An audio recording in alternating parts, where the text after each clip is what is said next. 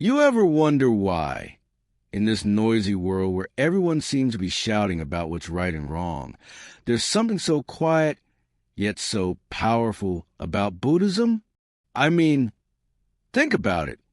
It's called a religion, yet it has no God to worship, no heaven to chase, no eternal hell to fear. It doesn't tell you what to believe. It simply invites you to look. And maybe that's why it touches something deep inside people, because instead of preaching from above, it whispers from within. Before we dive in, if you find peace in reflections like this, maybe just take a second to subscribe. You don't have to, but it helps me keep sharing stories like these with you. Slow, thoughtful, and from the heart. Now, let's talk about this strange, beautiful paradox. How Buddhism can be called a religion, and yet somehow not really be one.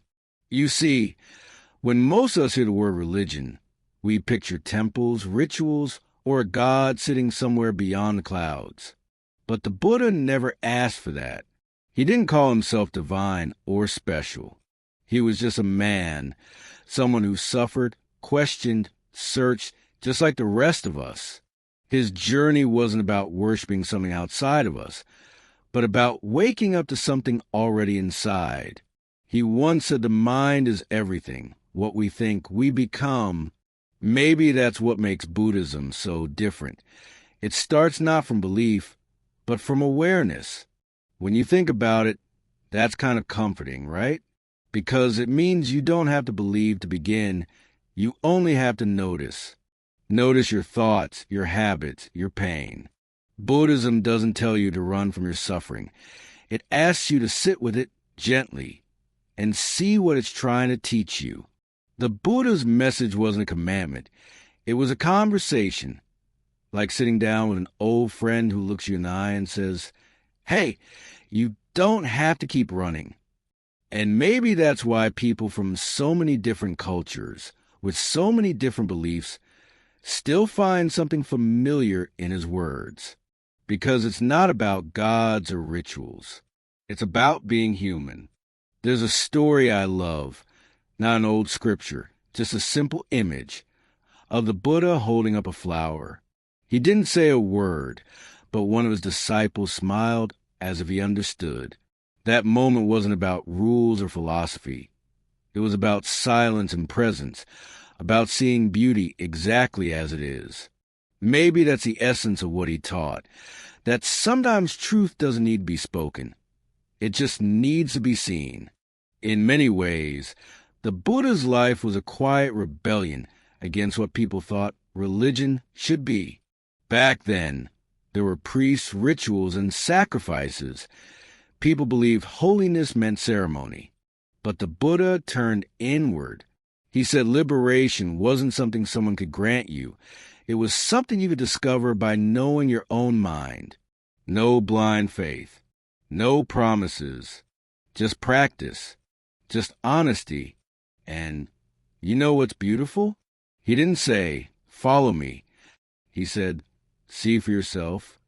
He compared his teachings to a raft, something to help you cross the river of suffering. But once you reach the other side, you don't carry the raft on your back. You let it go. That's how simple his path was. Use what helps you and release what doesn't. That's not religion as most people define it. That's life. If you've ever felt like you don't fit neatly into a belief system, if you ever felt drawn to something spiritual but not religious, maybe this is why Buddhism feels like home. It doesn't demand you surrender your questions. It invites you to live inside them. It tells you it's okay not to know everything. It tells you it's okay to start again. Maybe that's why it still speaks to us, even after all these centuries. Because underneath all the noise of doctrines and debates, it's whispering the same truth. That peace doesn't come from believing the right thing. It comes from seeing clearly. So, if this voice of quiet understanding means something to you, maybe stay a little longer. Subscribe if you'd like, and let's keep walking this gentle path together. One thought, one breath, one story at a time. Before we begin, take a slow breath. Let the noise around you fade just a little. Because what we're about to talk about isn't history or religion. It's something closer to the heart.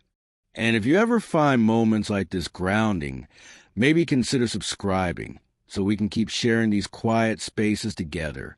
The story of the Buddha isn't about a man sitting under a tree.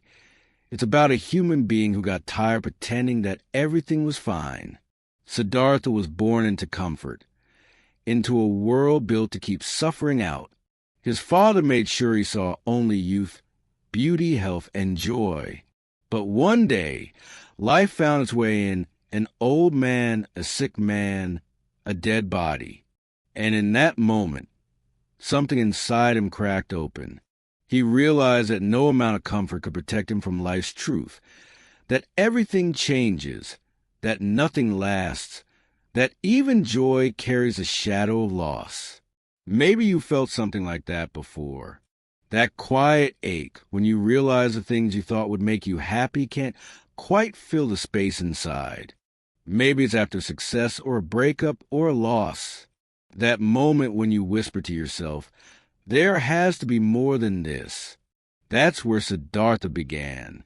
Not with answers, but with a deep, unsettling question. What is the cause of suffering, and can it ever end?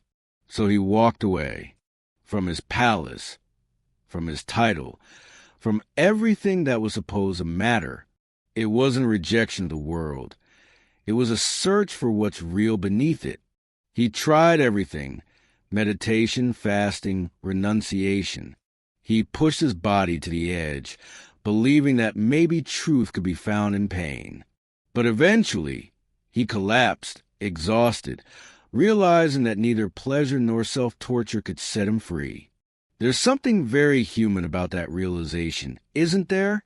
We chase extremes, too much comfort, too much control, only to find ourselves empty on both sides. The Buddha's awakening didn't come from effort alone. It came from balance, from the middle way, sitting beneath the Bodhi tree. He simply stopped running. He stopped fighting life and started seeing it as it was, changing, uncertain, but also deeply interconnected. And in that stillness, he woke up, not in some mystical sense, but in a deeply ordinary way. He saw that suffering doesn't come from what happens to us, but from how tightly we hold on to things that are already slipping away. He saw that peace isn't something to be found out there. It's what appears when we stop clinging, when we let life move through us instead of try to control it. It's strange, isn't it? We spend so much time chasing what we think will make us whole: success, love, approval, when maybe wholeness was never missing to begin with. The Buddha called it nirvana, but it's not a place. It's more like a quiet mind, a gentle acceptance, the simple understanding that this moment, right now, is enough. And here's something we often forget. Awakening isn't about becoming perfect. It's not about never feeling pain again. Even after enlightenment, the Buddha felt hunger, saw loss, watched friends die.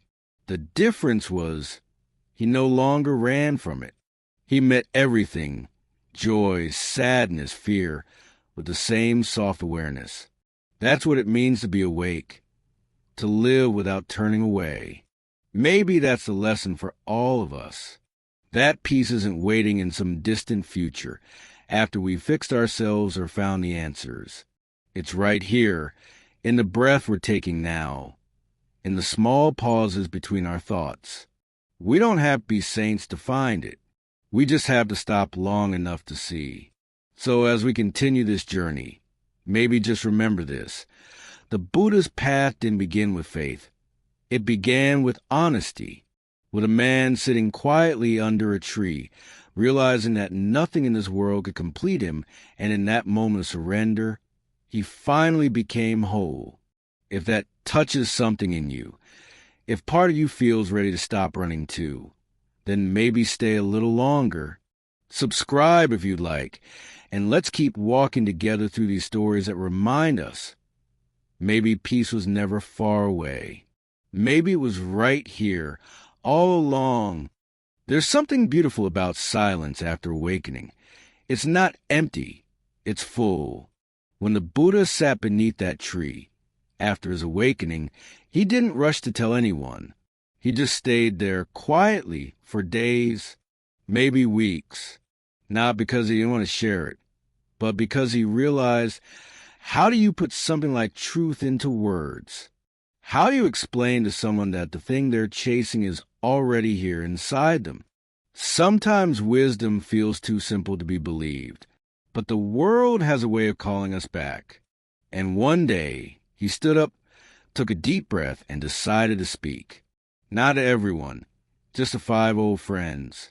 They were the ones who had left him earlier, the ones who thought he'd given up on the path when he stopped starving himself.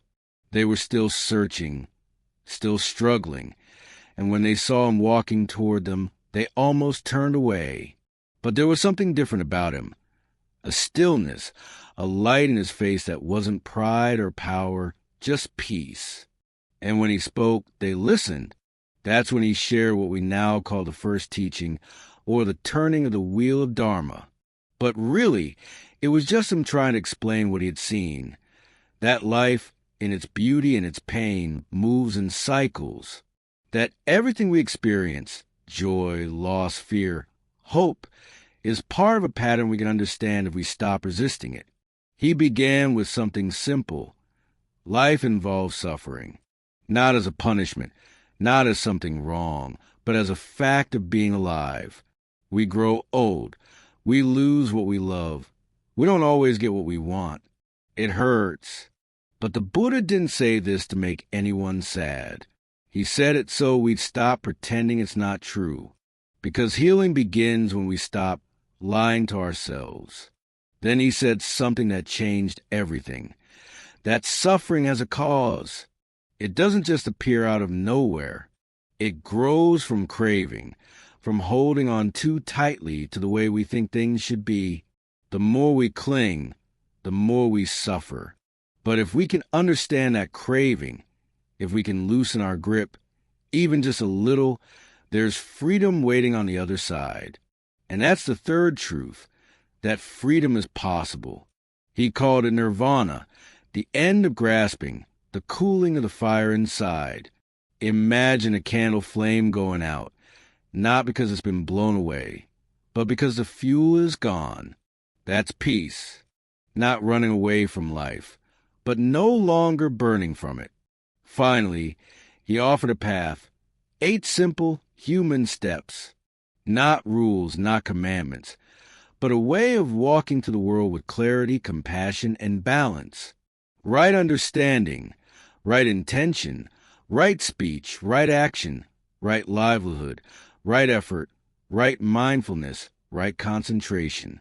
He called it the middle way. Not too hard, not too soft, just steady, honest living. What made that teaching so powerful wasn't that it was new. It was that it was true. His friends didn't just hear words. They felt them, because deep down they already knew. Sometimes the truth doesn't need to be taught. It just needs to be remembered. And as they sat there one by one, something inside them opened. The wheel of truth had begun to turn. I think about that sometimes. How 5 people sitting quietly on the dusty ground could start something that would ripple across centuries, across oceans. No temples, no rituals, just a few human beings listening to another human being who had seen clearly. Maybe that's how all real change begins, not with noise, but with stillness. And maybe that's what this space is for, not to teach, not to preach, but to remember, to sit together, quietly, and turn the wheel again in our own hearts. So if these words make you pause, if they help you breathe a little deeper, maybe subscribe. Stay with me, and we'll keep walking one story at a time, one breath at a time, toward that same stillness the Buddha found under the tree so long ago. It's strange, isn't it? How something born from silence, from stillness, from such deep simplicity, can slowly turn into noise again. After the Buddha passed away, his followers wanted to honor him, to preserve what he'd taught. But somewhere along the way, what began as a path of awareness started to look more and more like the very systems he had once stepped away from. You can almost imagine it. Temples rising, rituals forming, statues being built, chants echoing through the air. It wasn't wrong. It came from love, from gratitude. People wanted to keep his memory alive. But over time, those outer forms became more important than the inner truth. The message that said, "Look within," began to sound more like, "Look here." And slowly, the simple act of seeing one's own mind turned into ceremonies, offerings, and doctrines. Maybe that's just what humans do. We try to hold on to what moves us. We turn mystery into structure, freedom into belief. And it's okay. There's nothing wrong with reverence, as long as we don't lose the heart of it. But sometimes we forget that the Buddha never asked to be worshipped. He didn't want temples built in his name. He said, "Be a light unto yourself." Not because he wanted us to be separate, but because he knew truth can't be handed down. It has to be discovered quietly by each of us. When we make Buddhism into something to believe in, we miss the point. It was never about belief. It was about experience. The Buddha didn't want disciples who followed blindly. He wanted people who saw clearly. He once said, "Don't accept my words just because I've spoken them. Test them as a goldsmith tests gold, by cutting, rubbing, and burning." That's not faith, that's courage. Maybe that's why the real teaching of the Buddha isn't written in books or carved into stone. It's written in the way we breathe, when we're aware, the way we listen when we're not trying to win, the way we forgive when we stop needing to be right. That's where the Dharma lives, in those small, unseen moments of kindness and clarity. And maybe if we're honest, we all have a little bit of that old pattern in us, that longing to turn what's simple into something grand. We chase labels, teachers, spiritual systems, thinking they'll save us. But the truth is, the Buddha left us no system to follow. He left us a mirror. And sometimes looking into that mirror hurts, because it shows us not just our peace, but our confusion too. But that's okay. That's where awakening begins. It's easy to forget that Buddhism isn't about becoming something holy. It's about becoming real. It's about walking into your own heart and finding there's nothing missing. You don't need incense or prayers to touch truth. You just need presence. You just need to sit, breathe, and see what's here. So maybe next time you feel lost, you can remember this. The Buddha's real temple isn't made of stone. It's made of awareness. And you carry it wherever you go. You don't have to chant. You don't have to kneel. You can simply pause, take a breath, and know that right now, in this very moment, you're already standing at the doorway of something sacred. And if hearing this brings you a little calm, a little warmth in your chest, maybe subscribe. Not because you need to follow, but because sometimes it's nice to walk together, quietly, slowly, remembering what the Buddha really meant when he said, "Peace comes from within. Do not seek it without." There's this quiet truth about Buddhism that's easy to miss. It was never about knowing more. It was always about seeing more clearly, not through books, not through complicated teachings, but through the simple act of being awake to what's here, right now, in this very breath. The Buddha never said we had to become anything. He said we had to see. And somehow, that's both the easiest and the hardest thing in the world. Most of us, we live inside stories. Stories about who we are, what's wrong with us, what should have happened, what could have been. We chase peace like it's hiding somewhere else. But every time we reach for it, it slips through our fingers. The Buddha's wisdom was that peace isn't something you find at the end of the road. It's what's left when you stop running. It's there in the pauses, in the space between one thought and the next, in the quiet moment before you react. He used to say, "When you see, you are free." That's it. No grand ritual, no distant promise, just awareness. Imagine sitting at the edge of a lake on a still day. The water is calm and everything is reflected perfectly. Trees, clouds, even the sky itself. But when the wind blows, the reflection disappears. The world hasn't changed, only the water has. Our minds are like that lake. When they're restless, we lose sight of what's true. But when they settle, even for a second, truth reveals itself effortlessly. And the way to that stillness isn't by force. It's by kindness, by noticing when we drift and gently returning again and again. That's what mindfulness really is. Not a skill to master, not a badge of being spiritual. It's just remembering to come home to this moment, without judgment, without needing it to be anything else. Maybe you're washing the dishes, or sitting in traffic, or holding someone's hand, and suddenly you realize, I'm here. That's the practice. That's the freedom. Sometimes we think awakening means we'll stop feeling pain, but that's not true. The Buddha didn't promise a life without sorrow. He promised a way to meet sorrow without being destroyed by it.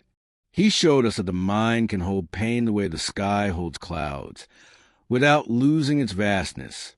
You see, every time you choose to pause instead of react, every time you breathe through your anger, every time you let go of being right and choose to be kind instead, that's enlightenment, too. Not the kind written in books, but the kind that lives quietly in your everyday life. Maybe that's the real miracle. That awakening doesn't happen somewhere else. It happens while you're living, loving, and sometimes breaking. And it's okay to forget. It's okay to fall back into old habits. The path isn't about walking straight. It's about remembering the way back, again and again, until remembering becomes natural. That's how peace grows, not in leaps, but in small, steady moments of awareness. So maybe tonight when you lay down, you can just whisper to yourself, "It's okay. I'm learning to see." And that's enough. You don't need to fix the whole world. You just need to be awake in yours. If this brings you a bit of peace, maybe stay with me. Subscribe if you'd like. I'll keep sharing these gentle stories, not as lessons, but as reminders that somewhere inside you, there's already a quiet place that's never been lost. Desire is such a tender thing, isn't it? It moves us, drives us, makes us fall in love, makes us dream. And yet, it's also the root of so much pain. The Buddha never said desire was evil. He just saw it clearly. He saw how easily it turns from warmth into fire, how it pulls us into grasping, wanting, clinging to what can never stay. And maybe you felt that too, that ache of reaching for something, someone, or some version of yourself, and finding that the closer you get, the more it slips away. You see, the Buddha didn't tell us to kill desire. He told us to understand it. Because when you understand something deeply, it loses its power to control you. It's not about pushing desire away. It's about seeing it rise, feeling it pass, and knowing that it's not you. It's just another wave in the ocean of being human. He once said, "Attachment is suffering." And at first, that sounds harsh, doesn't it? But when you really listen, there's so much compassion in those words. He wasn't judging us for wanting things. He was reminding us that everything we want is, by nature, temporary. The moment we cling, we create pain. Not because life is cruel, but because life is always changing. And no matter how tightly we hold on, time keeps moving, everything keeps shifting. Think about love. When it's new, it feels endless. like it could last forever. But love changes. People change. And sometimes love asks us to let go, not because it was wrong, but because it's done what it came to do. The Buddha's wisdom wasn't to stop loving. It was to love without holding, to care without fear, to appreciate without needing forever. Desire becomes suffering when it says, I can't be happy unless I get this job, unless this person loves me, unless I fix myself. But freedom begins the moment you whisper back, maybe I could be okay even now. That doesn't mean giving up. It means loosening your grip just enough to breathe. When the Buddha spoke about letting go, he didn't mean throwing life away. He meant living it fully, but lightly, to hold everything, joy, pain, love, loss, with open hands, to let life pass through you instead of clinging to it in fear. Because the tighter we hold, the more we break. But when we open, life moves gently again.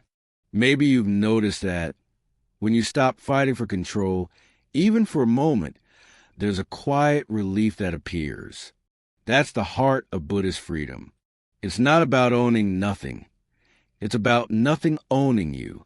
So, if you're holding on to something tonight, a memory, a regret, a dream that just won't come true, maybe you can take a deep breath and whisper, it's okay to let it rest for now. You don't have to force release. Just let it soften around the edges. That's how all things go. Slowly, kindly, when we're ready. The Buddha found peace not by getting what he wanted, but by understanding why he wanted it. And maybe that's what we're all learning. That happiness isn't on the other side of desire. It's underneath it, waiting quietly for us to notice. If this feels true for you, if it helps you breathe a little easier, then stay with me. Subscribe if you'd like. Let's keep walking this quiet road together, where we learn, slowly and gently, how to let go without losing the beauty of holding. Sometimes when the world gets quiet, late at night, when everyone's asleep and the lights are low, you might hear a small voice inside asking, who am I really? It's not the kind of question you answer with a name or a job or a story. It's something deeper, something that whispers beneath everything you've been told to be. The Buddha called this the great illusion, the belief in a solid, unchanging self. He didn't mean you don't exist. He meant that the you think you are, the one made of memories, labels, and roles, is not as fixed as it seems. You're not the same person you were 5 years ago, or even yesterday. You've changed, grown, broken, healed. Every thought, every emotion, every moment reshapes you. What we call I is really a river, always flowing, never the same twice. And maybe that's both beautiful and terrifying, because we spend so much of our lives trying to be someone, to define ourselves, to prove we matter, to hold on to something that feels stable. But the Buddha gently showed us that when we cling to this idea of me, we create suffering. We defend it, protect it, compare it, and when life inevitably challenges it, we feel lost. Think about it. When someone criticizes you, you hurt because that comment hits your sense of self. When you lose a job, a relationship, a title, you feel shattered because it felt like part of who you were. But what if you could see yourself as something wider than that? Not just your thoughts or your story, but the awareness that notices all of it, the calm space behind it all. Imagine sitting by a lake at dawn. The water ripples, the wind moves, reflections shift. But deep down, the lake itself doesn't cling to any of it. It just reflects and lets go. That's what your mind can be like when you stop believing every wave is you. You can watch joy arise, anger fade, sadness drift by, without being swallowed by them. The Buddha called this realization in the Ta, no fixed self. And it's not meant to confuse you. It's meant to free you. Because when you stop clinging to a rigid identity, you open to something much bigger, to life itself. You become less defensive, more curious. You stop trying to prove your worth and start discovering your wholeness. Let me tell you a little story. There was once a monk who came to Buddha and said, "I want peace." The Buddha smiled and replied, "Remove the I, that's ego. Remove the want, that's desire. And what's left is peace." Simple, right? But so true. Because most of our struggle comes from that tiny voice that keeps saying, I, me, mine. And the more we chase after it, the further peace drifts away. But here's the gentle truth. You don't have to destroy your ego. You just have to see through it. See that it's not solid, not permanent, not who you truly are. You can still play your roles, be a parent, a friend, a dreamer. But deep down, you'll know you're not trapped by any of them. You'll live lighter, laugh easier, forgive faster. And maybe that's what the Buddha really wanted us to feel, not detachment, but freedom. The freedom to flow with life instead of fighting to stay still. The freedom to say, I am not this thought, not this fear, not even this story. I am the awareness that holds it all. So, tonight, if you find yourself lost in old worries or trying to be someone you're not, just pause, breathe, ask softly, who is the one noticing all this? And feel that quiet space behind your thoughts. That's the real you. If this message speaks to something deep in you, stay close. Subscribe, if you haven't yet, and walk with me as we keep exploring what it means to awaken. Not to a different world, but to the truth that's been here all along. You know, sometimes awakening sounds like something distant, like a mountain we'll climb one day when life finally slows down. But the truth is, awakening isn't somewhere out there. It's right here, in this breath, in this moment that's already happening. The Buddha taught that mindfulness isn't about escaping the world. It's about coming home to it, fully, quietly, tenderly. Maybe you felt that before, those rare moments when everything slows down and you're just here, watching sunlight touch the floor, hearing rain fall on the window, feeling your chest rise and fall. Nothing dramatic, just life as it is. In those moments, the mind stops chasing, and for a second, you remember what peace feels like. That's mindfulness, not a technique, but a way of living awake. But of course, the mind doesn't like stillness. It's restless, always running to the past or future, whispering, you should have said that, or what if this goes wrong? It tries to fix, to control, to protect. And yet, every time we follow those thoughts, we drift a little further from the present, from the only place where life actually happens. So the Buddha invited us to do something radically simple. Just notice. Notice when you breathe. Notice when you eat. Walk, listen. When a thought rises, see it. When a feeling appears, let it. You don't have to stop anything or force silence. Just be aware. Like sitting on a riverbank watching the water flow. You don't jump in. You don't chase the leaves drifting by. You just sit and see. And slowly, something begins to shift. You start realizing that you are not the thoughts rushing through your mind. You are the one who's watching them come and go. That space between you and your thoughts, that's your freedom. That's where peace lives. There's this little story from the old texts. A monk once asked the Buddha, "What have you gained from meditation?" The Buddha replied, "Nothing, but let me tell you what I have lost: anger, anxiety, fear, and insecurity." Isn't that beautiful? Mindfulness doesn't give you more things. It takes away the noise that's been covering your peace all along. So when you breathe and just feel your body being alive, you're already walking the path. When you notice the tension in your shoulders and soften it, you're practicing. When you catch yourself about to react in anger and pause instead, even for one breath, that's awakening right there. It doesn't look flashy. It's quiet, ordinary, but deeply alive.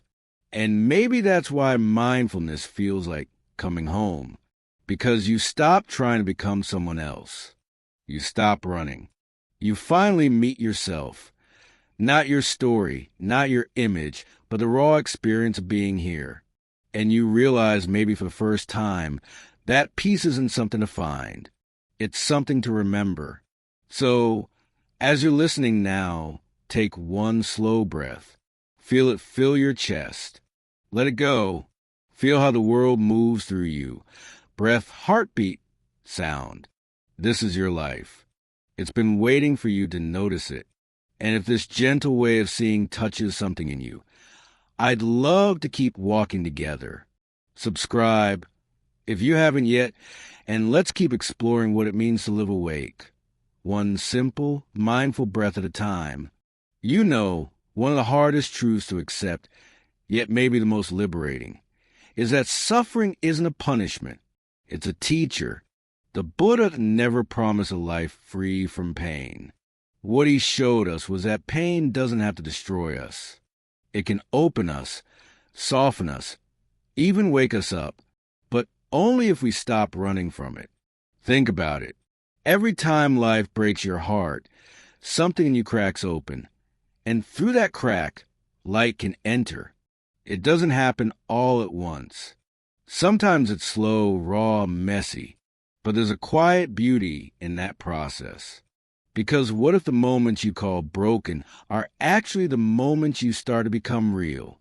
When the Buddha spoke of suffering, dukkha, he didn't mean just pain or sadness.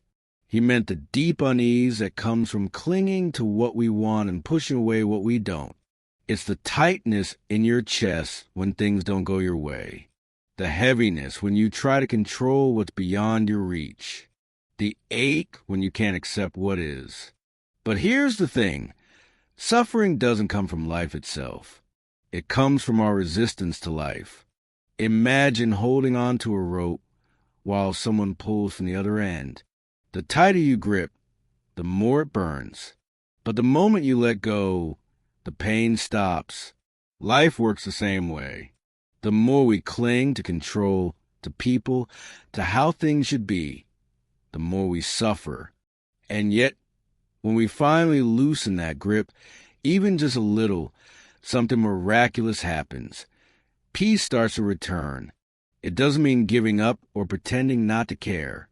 It means trusting that even the hardest things have their place. Maybe the heartbreak was teaching you to love deeper. Maybe the loss was reminding you that nothing in this world truly belongs to us, and that's what makes every moment precious. Maybe the loneliness was guiding you back to your own heart. There's a quiet strength that comes when you stop fighting your pain and start listening to it. You begin to see that every sorrow carries a hidden kindness. It's life's way of saying, wake up, there's something here for you. And when you face it with softness instead of resistance, it transforms. Suffering turns into understanding. Pain turns into compassion. And compassion becomes light. I've heard people say, I just want to be happy. But maybe happiness isn't about chasing what feels good. Maybe it's about making peace with what's real. The Buddha didn't teach us how to escape pain. He taught us how to walk through it. With awareness, with love, with the courage to stay open even when it hurts. So, if you're going through something right now, a loss, a fear, a change you didn't choose, just breathe. Don't rush to fix it. Don't judge it. Sit with it, like you would sit beside a dear friend who's hurting. Whisper to yourself, it's okay. I'm here. Because the moment you stop trying to escape, you start to heal. And maybe that's a quiet miracle of this path. Life doesn't stop being hard, but you stop being afraid of it. You begin to trust that every shadow has its purpose, every tear its wisdom, and slowly you find that the pain that once closed your heart is now what keeps it open. If this resonates with you, if it touches something tender inside, stay with me. Subscribe, and let's keep exploring together how to live not just with peace, but with presence, no matter what life brings. Maybe you've noticed by now, life is rarely simple. We swing between extremes, don't we? One moment we're chasing pleasure, the next we're running from pain. We strive, we resist, we cling, we push away. And somewhere in the middle of it all lies a quiet truth. The path isn't in extremes, it's in balance. The Buddha called this the middle way. The middle way isn't a strict rule or a rigid philosophy. It's a gentle invitation to notice where you're being too hard on yourself, where you're holding too tightly, where you're forgetting to breathe. It's about walking through life with awareness, with a little softness, without falling into the trap of overdoing or underdoing anything. It's about embracing what is fully without pretending, without pushing. Imagine a tightrope walker. One side is indulgence, the other is denial.